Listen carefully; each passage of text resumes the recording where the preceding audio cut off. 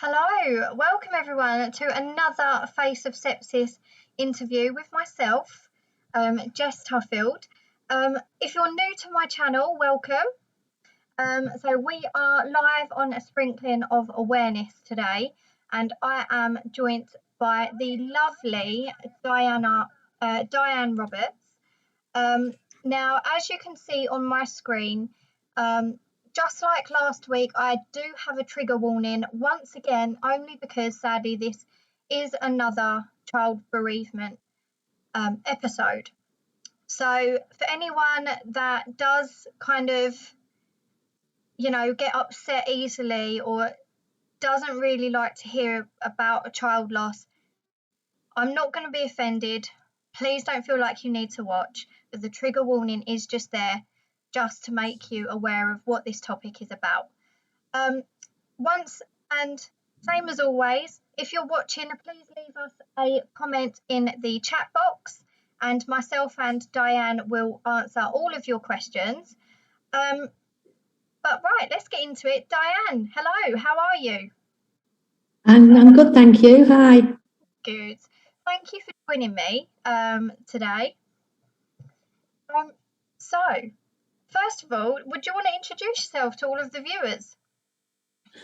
Okay, my name's Diane Roberts and I'm here to talk about my daughter Jemma Louise Roberts, who passed away on the 1st of March 2014, aged 13. Since Jemma passed away, I've kind of made it my aim in life to create as much awareness as possible of sepsis and toxic shock syndrome. Yes, and my goodness, you have raised so much awareness, which we are going to be talking about shortly.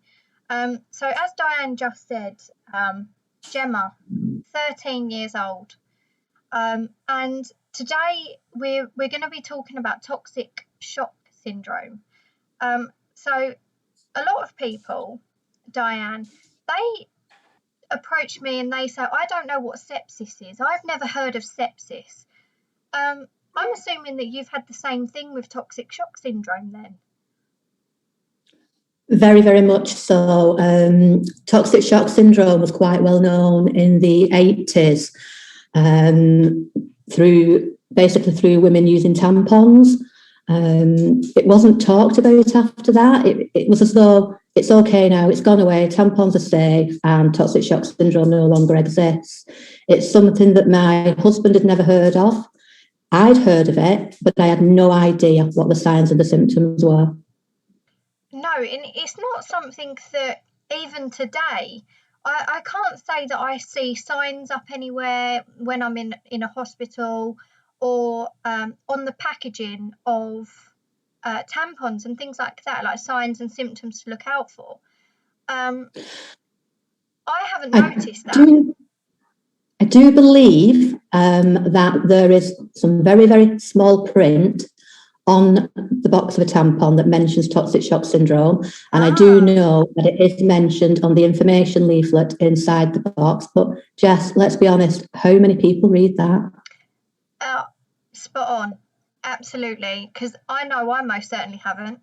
I wouldn't even think to, read the fine print or anything like that. No.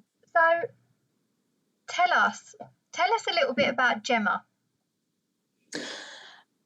She was your typical 13-year-old girl. She had just got a really close friendship group at school and they were into doing the hair and makeup, going shopping, looking at fashion, just got into looking at boys.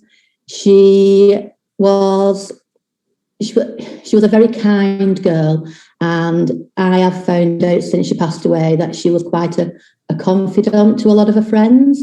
She took a lot of their secrets with her. She played flute from being about 8 years old and was part of the Wigan Music Service. She played in the flute choir and the music ensemble, which she was very, very lucky. They actually toured Germany the year before she passed away.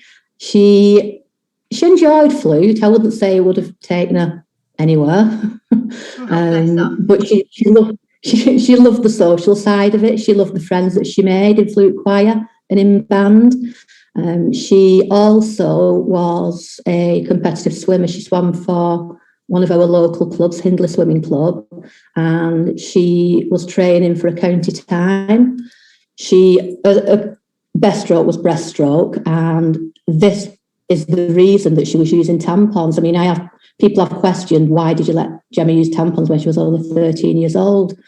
But it was because she was a swimmer, and it was the only way she could train. And it's just something that you don't expect either, you know. So, you know, I understand, and you've said to me previously you're okay talking about it. Do you mind telling us about, you know, exactly what happened? Because I know that you were on holiday, wasn't you? You was away. Yeah, we'd been to Conway a few times, and both Jemma and her brother Joseph loved Conway, and so did I. So we went in October half term, and we decided we'd go back in February half term. It was just myself, the children, and our dog, Gemma's dog, Marley. We went on the Monday evening. On the Tuesday, myself and Jemma went for a lovely walk. We went along the beach in Conway, and I'll never forget, it's such a beautiful moment. Marley, the dog, he ran into the sea, and then he stopped and turned around, and it just was like, help, what have I done? And Jemma just laughed. You know those laughs that come from your belly? Yeah. She lifted a knee up to her belly, and she was doubled over, just laughing at him. From there, we went for a walk into Conway town, did a bit of shopping, and then we went back to the cottage, and she just said to me, Mum, I don't feel very well. I've got a bit of backache, and I think I'm going to go for a lie down. So I said, yeah, no problem. I knew she was on a period, and I knew from my own experience, I regularly got backache when I was on my period. A couple of hours later, she came downstairs and said, and it was so matter of fact, Mum, I've just been sick. And that's when it started. She was sick all through the night.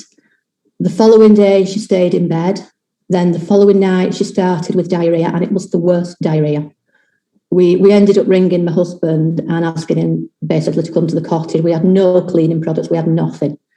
That's how bad it was. He came, and it was on the Wednesday. I think it was the Wednesday evening. And to this day, I don't know why, I rang a local doctor in Conway. I don't know why I didn't ring 111. It never occurred to me. I rang the doctor in Conway, who said to me, it sounds like she's got Norovirus, which is severe sickness and diarrhea. And at the time, it made sense. I knew they'd closed wards at our local hospital because of Norovirus, so it did make a lot of sense. And his advice was, you need to go home because Norovirus will spread through your family. Yeah. And the last thing we needed was to be stuck in Conway with all of the bill.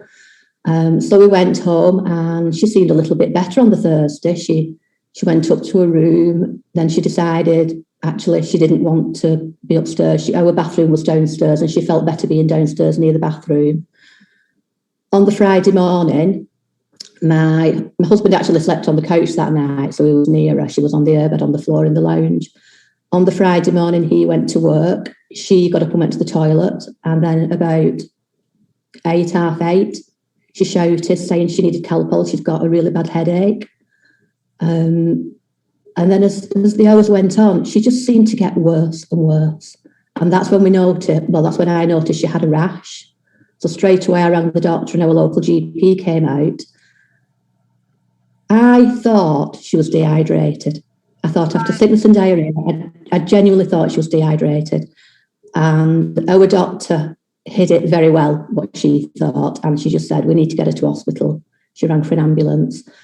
And Jemma was taken into Wigan A&E. Straight away, pretty much, we were told that they suspected toxic shock syndrome. My husband, like I say, he'd never heard of it.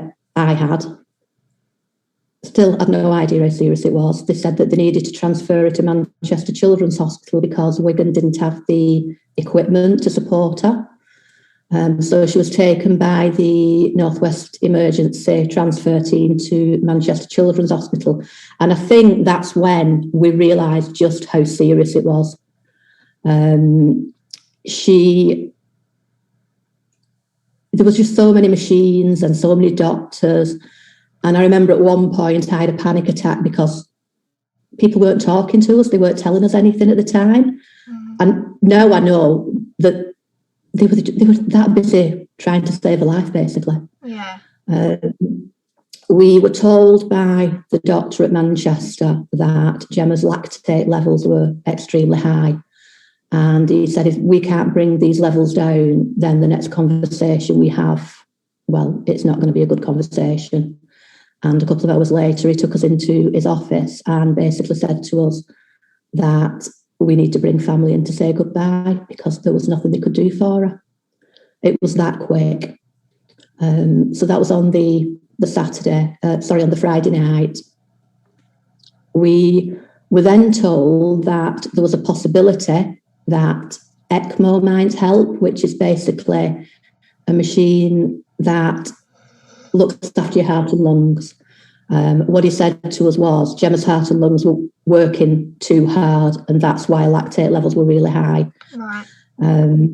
They talked about an air ambulance to Leicester, I think it was. Again, from now on, it's pretty much a blur to me. Yeah, I can imagine. We were then told that there was a possibility that there was ECMO available at Alderhay Children's Hospital in Liverpool. And they said that they would, again, transfer her by the North West Emergency Transfer Unit. I was allowed to go in the ambulance with her, and they were very, very honest with me. What they actually said was, if Jemma goes into cardiac arrest or anything happens en route, they will pull over to the side of the road. I will be asked to get out of the ambulance while they work on her. So it was one of those journeys. It was a slow journey because she was on different machines. They couldn't go at like 70 miles an hour. Yeah. And I remember the paramedics, the ambulance guy saying to us, it will be a slow journey. We have to be very careful for bumps in the road, etc. And all the way there, the siren was on, and I just kept talking to Jemma, saying, "Oh, Jemma, it's like going through hay all, going over the speed bumps." And it was just surreal. It was as though I was somebody else looking in, if you understand what I mean. Anyway, they got her to Alderhay safely. The doctor that transferred her, when we got there, he actually put his head in his hands and thanked God that they got her there safely. She was taken up to the PICU, and they told us, the doctor there explained about the ECMO, and he said to us that they have to thin her blood, and he warned us that there may be some internal bleeding because they thinned her blood, and she could also bleed out of areas that you wouldn't think you could bleed out of. He was very, very straight with us, very honest with us. They got her on ECMO, and straight away a colour came back. She just looked so much better.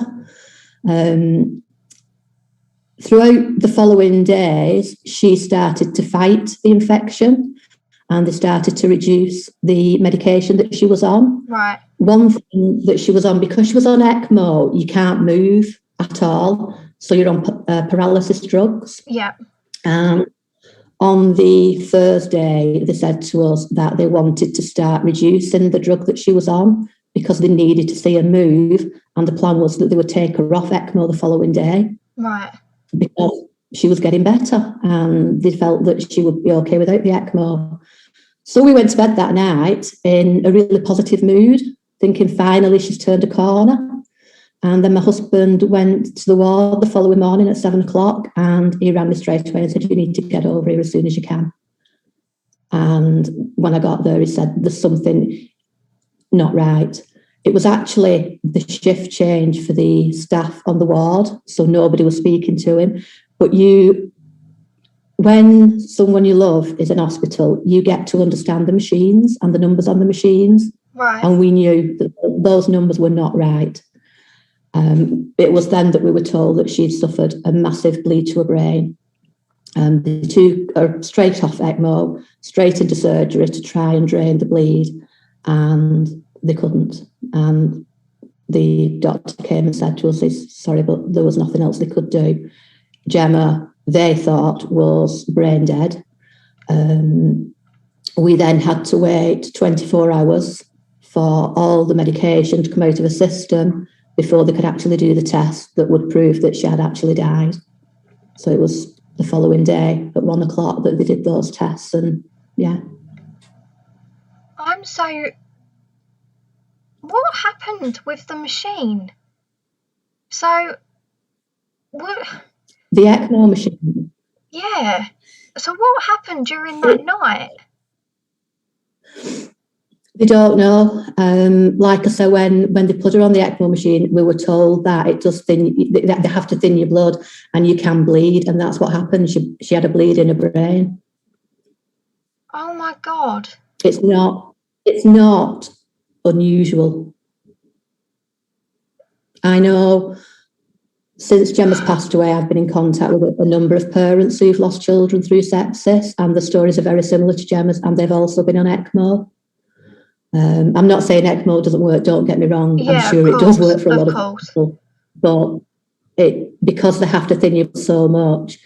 Yeah, I mean, she started, it sounds awful, but she started to bleed out of the corner of her eyes.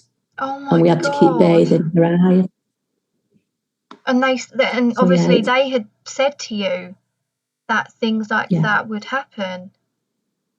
Yeah, they pre-warned us. I mean, I've said to you before, Jess, I cannot fault the health service where the care for Jemma was concerned. No. I really can't. From the GP coming out, she contacted the hospital ahead of us getting there saying she suspected it was toxic shock. They were onto it straight away. I cannot fault anything that Wigan, Manchester Children's Hospital or Alder Hey did. They went above and beyond. Yeah. Even after Jemma passed away, the bereavement suite at Alder Hey. Yeah. They had her in a bed. We could paint her nails. We could do her hair. They were fantastic. Do you know what? It's so lovely. And I did say this to you earlier. It's so nice when you come across, obviously this isn't a positive story at all. But what I'm trying to say is the hospital and your doctors, just from the sounds of it, they just did everything that they possibly could. They didn't fault you or Jemma whatsoever. No. And it's so nice to come across a story like that, because they were amazing. They were. Yeah. And they asked us to take a photograph of Jemma in because she'd put that much fluid on. She literally ballooned, and they didn't know what she should look like. Right. So they wanted a photo on her bed so that they could see what she looked like. They also found a beautiful pink blanket to put over her. Just little things. How lovely. They were fantastic. How lovely. So, anyone watching this back, and I've done so many. I've lost track of how many interviews I've done now with families being let down. And, it's sad to say that it is a common occurrence, but there's stories like yours where the hospitals have done things like that. And it just, we need to praise our NHS in that sense, and the healthcare professionals that do act swiftly, do understand the dangers, and do pay attention, because there are healthcare professionals out there that do. And there are... Actually, there were one of the nurses that looked after Jemma when she first went into Wigan A&E came to a funeral. Oh. She was so touched by Jemma's story that she'd continue to follow her progress, and she came to a funeral, and she's also painted a pebble for her, a stone for her, and given it to me. Oh, so that takes us on to what happened after. So you've already mentioned that the bereavement the side of the hospital was very good. They was hands-on with you. They enabled you to do certain things. Obviously, I need to mention the UK Sepsis Trust here, because where would I be if I didn't? Was you ever And it's okay if you say no, but was you ever signposted to the UK Sepsis Trust? No, never. No. The first connection I made with what happened to Jemma and sepsis was through Melissa Mead and William's story. Yes, okay. Gemma's death certificate, a cause of death was the bleed to the brain, and secondary cause was Staphylococcal aureus septicemia. Yeah. So they didn't even mention the word sepsis, it was septicemia. So it wasn't until I did some research and then I heard about William and Melissa that I realised actually it's sepsis, and that's how I got in contact with the UK Sepsis Trust. And you've been quite hands-on with them, haven't you? You've done, how much fundraising have you done for the UK Sepsis Trust? If I'm being honest, I haven't got a clue. The majority of fundraising that we did initially was for Alderhay Children's Hospital and Ronald McDonald House. It was only when Gemma's friends left school that we decided that we would stop actively fundraising for Alderhay and we would start doing more to create awareness of sepsis and toxic shock syndrome. Okay. So I have no idea how much we've raised for the Sepsis Trust. I know it's a few thousand. Yeah. But I think we did about 40,000 in total for Alderhay. Amazing, absolutely amazing. So we've got quite a few comments. So I'm just going to read them to you before we go on any further. Okay. So we've got Laura Williams. We've spoken to Laura Williams before. She's here. She's watching. She says hello. Hi, Laura. She actually says that her auntie had toxic shock syndrome. Yeah, she's mentioned that. Yeah. Again, you know, she says, I wouldn't have known about it if it hadn't been for her. Carol is back. Hello, Carol. She's a regular, Carol. She makes sure that she tunes in every single Friday. I don't even know how long for, but she's always here. So hi, Carol. She's put, thank you so much for sharing your story and raising awareness on sepsis and toxic shock syndrome. Hopefully this will go further to raise more awareness for young ladies. 100%. I think, you know, by sharing Gemma's story, you know, as we're going to go on to do much in more depth in a minute, in regards to young women just not being aware. I most certainly wasn't. You've then got Leanne. Hi, Leanne. Thank you for joining us again. She says she's fully supporting you here tonight. And then thank you, Leanne. A lot of people saying like you're an inspiration. It's so amazing about the healthcare workers, obviously in your case. So toxic shock syndrome and sepsis. You've obviously been raising awareness about both. You know, in your own words, would you be able to describe to someone that doesn't know what toxic shock syndrome is or what sepsis is, with the difference, how would you explain that? My understanding is there is not a lot of difference between toxic shock syndrome and sepsis. I was told that toxic shock syndrome is a severe form of sepsis. Yep. It kind of speaks for itself where toxins get into your bloodstream, into your body. Yep. But yeah, as far as I'm aware, toxic shock syndrome and sepsis, the signs, the symptoms are exactly the same. That's exactly what I have read here. So for anyone watching, here is my phone. And I literally just typed in, you know, the differences between toxic shock syndrome, sepsis, and then obviously a lot of people mention septic shock. So I can imagine for some families, it can become a bit confusing. Like, where's the blurred line between what the definitions are? And obviously with TSS, so toxic shock syndrome, for anyone that's watching, this is the definition. So I'm going to read it to you straight from the definition here. So toxic shock syndrome is a complication resulting from certain bacterial infections, toxins produced by either staphylococcal, that's what you mentioned, isn't it? Yes, Staphylococcus aureus. That's it. And then streptococcal, so strep, bacteria may cause toxic shock syndrome in children as well. Risk factors for TSS include surgery and skin wounds. As with sepsis, septic shock, and TSS, all can be life-threatening. It does say here that the condition is rare in children. Have you come across any TSS cases with younger children, younger than Jemma? No. The only other case I know of in a child is a 14-year-old girl called Tasha, and she actually died on Valentine's Day the year before Jemma. Oh my God. And she wasn't particularly poorly. She wasn't even in hospital. She actually died at home. Oh no. Did the reason ever come out for that, or?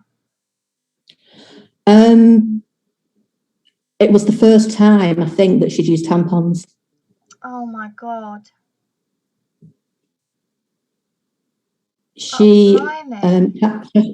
Natasha's mum, Mandy, was quite involved with TSS Aware, and she gave me quite a lot of support in the early days. It's quite ironic, really, because when I first went public with Jemma's story, I was contacted by the Jeremy Kyle show. Not the Jeremy Kyle that we know, that he used to do awareness programs. I don't know if you remember. Right. And they contacted me and asked me to go on, and I just didn't feel up to it at the time.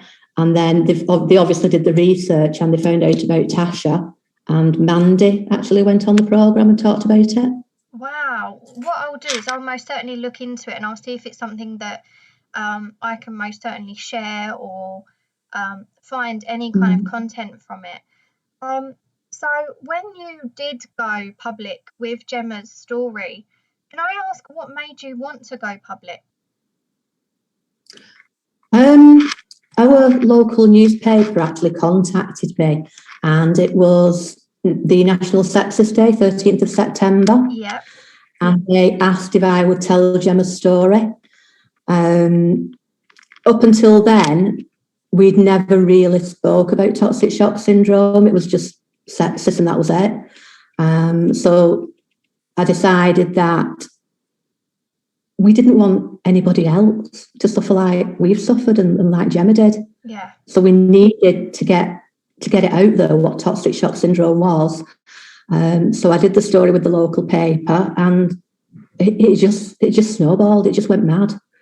From that, I had Good Morning Britain, This Morning, Cosmopolitan magazine, Take a Break magazine, BBC Radio 5, local news channels, all contacting me, asking me to do interviews. The thing is, Jess, it was 18 months after Jemma had died, and I wasn't confident in speaking about it live, if you know what I mean. Yeah, of course. So I turned the majority down. I did do the BBC Radio 5, I did do that one, and I did local radio. But yeah, it was a massive shock to us just how much it did snowball, and it was a massive shock to Jemma's friends as well. Yes, it was hard for them. It was really hard for them. I can imagine, because at 13 you're kind of you've just left primary school, you're now in secondary school, you're making all some of what could be your lifelong friends.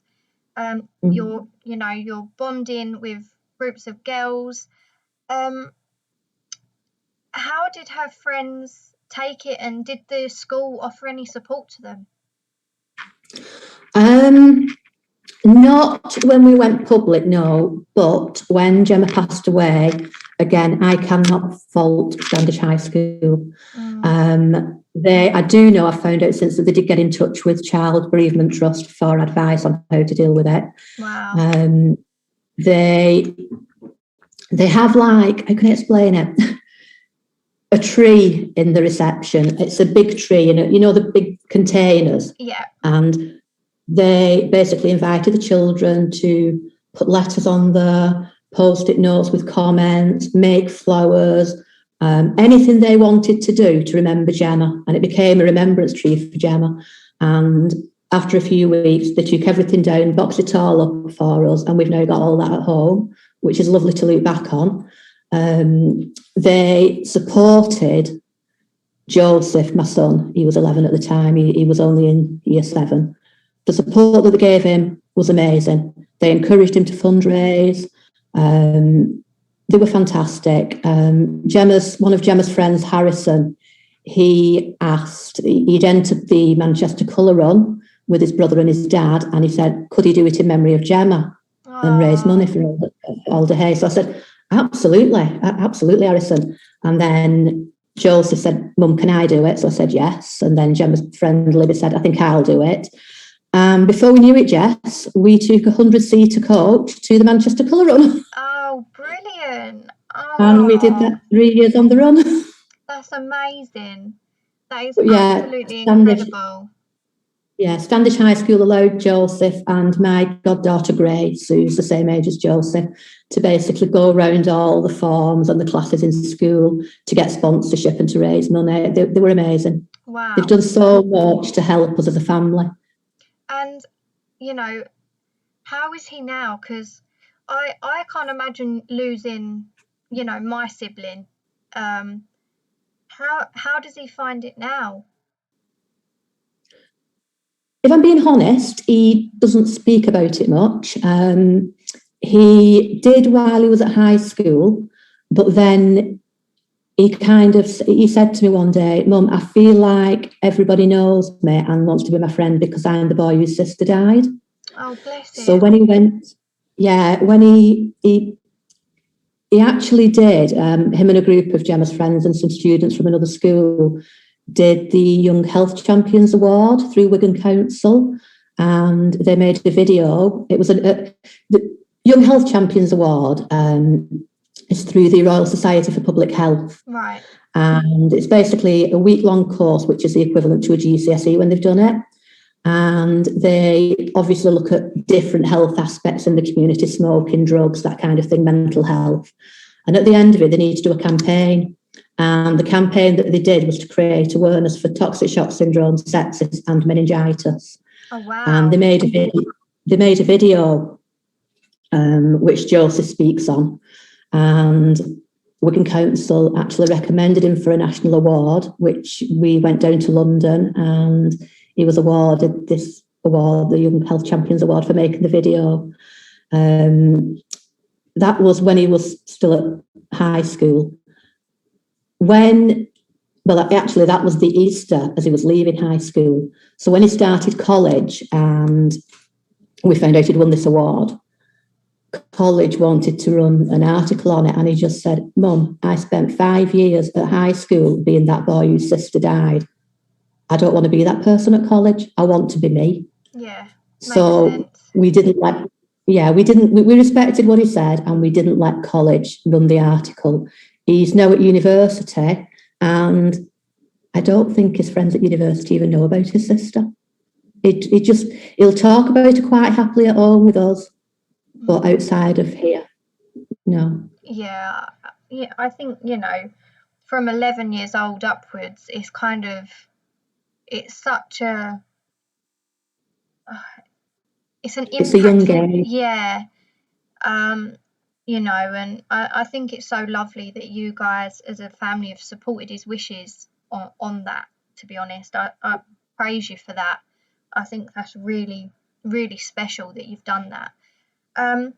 So before we wrap this up, as with everyone that I have ever interviewed, what would your one message be? Now, it can be as long and it can be as short as you like. If you want to take an hour, you take an hour. It's completely up to you. All right? I won't stop you. To tell people, why they should be aware, your one message to them that, you really want them to sit up and just listen to you and take everything in that you're saying. I'm going to hand it over to you, and you say whatever you want to say. Yeah, as long and as short as you like. Okay, so Jemma was 13. She had her whole life in front of her. We don't want any other family to go through what we've gone through. The one thing I always say to people is, Jemma had an amazing 13 years. She loved her life to the full. She especially loved swimming. She used tampons because she was a competitive swimmer. I will always say to people, I am not here to tell you not to use tampons. Please continue to use them, continue to enjoy your sports and your life, but make sure if you get ill at any point, you remove the tampon straight away, and please get medical help. You've heard from what I've said about Jemma how quickly this can happen. We had no idea what the signs and symptoms were. Learn the signs and symptoms of sepsis and toxic shock, and also meningitis, because they are all so very similar.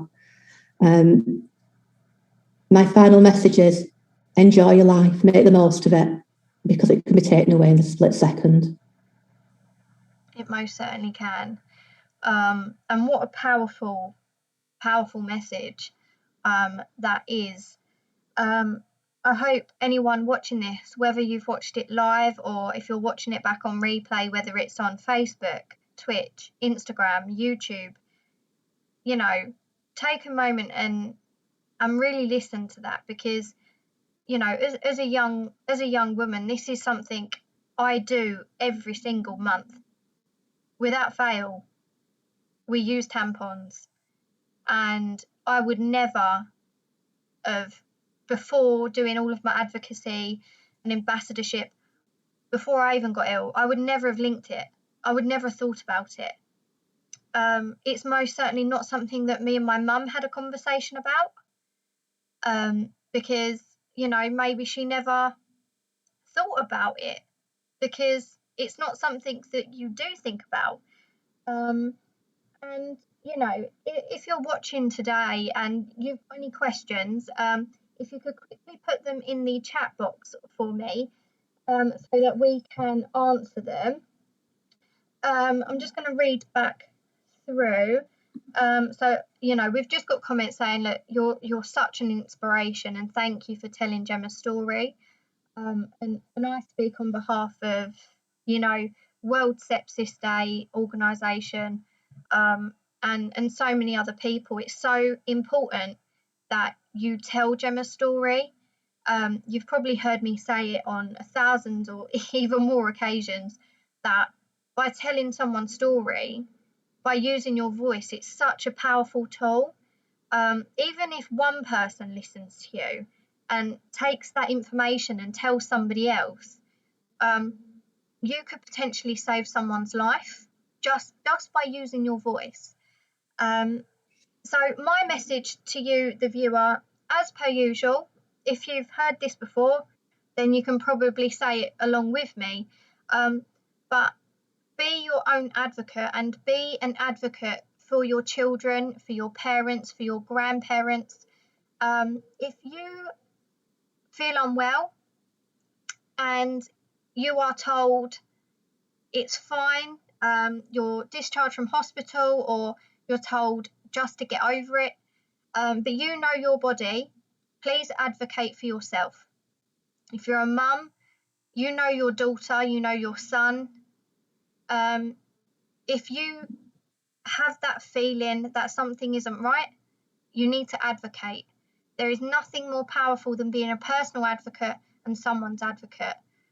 It's so important. And like Diane said, please get to know the signs and the symptoms, for sepsis, toxic shock syndrome, meningitis. It's so important to be aware. And as with, meningitis is a household name. Everyone knows about meningitis, don't they, Diane? It is something, people know the signs and symptoms, people know what to look out for. If you know the signs and symptoms of meningitis, I urge you to look up the signs and symptoms for sepsis as well. Get to know what both of them are. Down in the bottom of the screen here, this way. Oh my God, Jess, my arrows are terrible. This way. I've got the signpost for the UK Sepsis Trust on there. Please head over to their website. They have all of the signs and symptoms on there. You've also got, if you're watching from America, you've got the Global Sepsis Alliance, you've got the European Sepsis Alliance America, and so many other organisations that you can get to know signs and symptoms for. But other than that, thank you for watching. Diane, thank you so much for joining me. Thank you for giving me this platform to speak about Jemma and to create awareness. It means a lot. You're welcome on here anytime. If you want to do it again a couple of months down the line and you say to me, should we do it again? The answer is yes. You're always, always welcome. And I'm assuming that Jemma's going to be a part of hashtag Around the World in 13 Days this year? Oh, absolutely. Yeah? Good. Yeah, without a doubt. Good. Guys, thank you for tuning in if you have. Thank you for watching it back on replay if you have. Please share this video. It is so important. And from me to you, stay safe, stay well, stay healthy, and have a lovely weekend. And I will see you all. Tomorrow. I've got another interview tomorrow, so I'll see you all tomorrow. But yeah, stay safe, stay well, stay healthy, and I'll speak to you all very, very soon.